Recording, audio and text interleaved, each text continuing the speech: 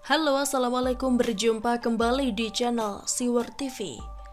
Jokowi beruntung kualitas oposisi cuma kayak AHY, ditulis oleh Alifur Rahman.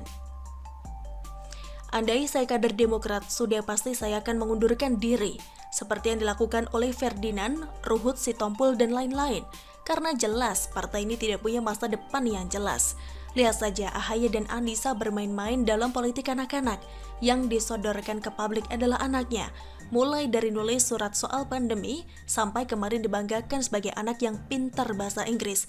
Padahal ini yang bermasalah kan orang tuanya, AHY dan Anissa. Mereka yang punya masalah tapi anaknya yang disuruh maju. Hahaha. Lebih lucunya lagi ketika Anissa diserang komentar netizen yang ribut membela adalah kader-kader dan elit partai. Seolah partai ini memang dibuat untuk melindungi keluarga SBY saja. Coba bandingkan deh sama partai lain. Ada nggak yang selucu Demokrat? Pernah ada nggak istri ketua umum yang ngoceh-ngoceh di sosmed dan berantem sama netizen? Lalu elit partainya rame-rame melakukan pembelaan? Hahaha. Apalagi Ibas bilang Veiled Nation sama kritik pemerintah, padahal dirinya sendiri saja jarang hadir di rapat.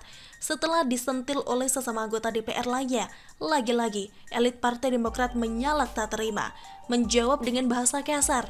Padahal Ibas sudah besar, tidak seperti anak AHY.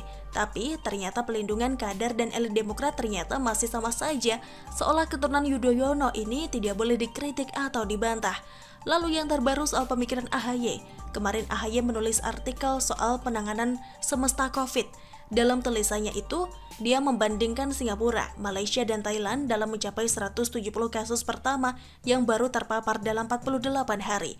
Sementara Indonesia hanya butuh 15 hari untuk mencatat 172 kasus. Ini jelas pemikiran yang dangkal dan anak-anak sekali, karena AHY tidak melihat perbandingan jumlah penduduk dan luas wilayahnya, tidak paham soal prosentase, sehingga hanya membandingkan dari angka ke angka. Penduduk Singapura hanya 5 jutaan.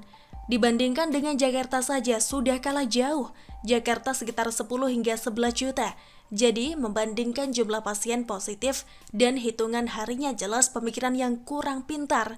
Andai itu dinyatakan oleh mahasiswa atau kader biasa mungkin tak akan terlalu memalukan. Tapi ditulis oleh seorang ketua umum partai, jelas itu menunjukkan betapa AHY tidak siap jadi ketua umum. Pemikirannya terlalu sempit dan tidak sampai untuk menjangkau kesimpulan yang lebih tepat. Lebih buruk lagi, Demokrat begitu bergantung pada AHY dan Ibas. Bahkan partai ini mengklaim bahwa keduanya memang disiapkan pada Pilpres 2024 nanti. Pertanyaannya, apa iya orang kaya AHY layak dicalonkan? Mau dicalonkan berdasarkan apa?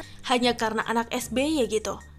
Kalau AHY tak paham dengan kesalahan dirinya sendiri itu wajar, tapi kalau satu partai malah membenarkan kesalahan ketua umumnya, bukan meluruskan yang salah, ini jelas sudah salah kaprah. Mau jadi apa partai ini? Lebih anehnya lagi, ia berharap pada AHY untuk bisa memimpin negeri. Udah tahu kualitas pemikirannya dangkal, malah didorong jadi pemimpin. Itu jelas mengkhianati orang-orang yang lebih layak untuk dicalonkan.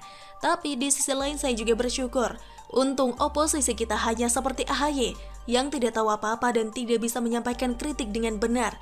Semua kritiknya mentah dan tidak ada solusi di dalamnya, sehingga penilaian masyarakat kepada Presiden Jokowi tetap lebih baik dari Demokrat. Ya mungkin ini memang berkahnya Pak Jokowi. Di tengah lemahnya koordinasi dan buruknya komunikasi pejabat, kita hanya punya oposisi yang bisa cuap-cuap dan tidak paham kondisi lapangan. Sehingga sampai sekarang cenderung minim pergerakan dan penolakan karena tidak ada ide yang dilambungkan oleh oposisi.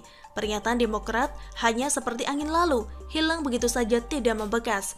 Meski begitu pemerintah tetap harus cepat-cepat menyelesaikan corona ini lebih cepat. Sebelum orang-orang macam AHY ini sadar dan tahu caranya menyampaikan kritik dengan benar, karena ini soal momentum sebelum 2024. Kalau AHY mampu menawarkan pemikiran baru, bisa-bisa Demokrat dapat simpati lagi. Ya walaupun itu akan sulit terjadi sih, hehehe. Karena kalau melihat AHY, dari sisi manapun tidak ada yang meyakinkan. Begitulah kura-kura. Bagaimana menurut Anda? Silahkan tulis komen Anda di kolom komentar. Jangan lupa untuk like, subscribe, dan share. Siwer TV pamit, sampai jumpa. Wassalamualaikum warahmatullahi wabarakatuh.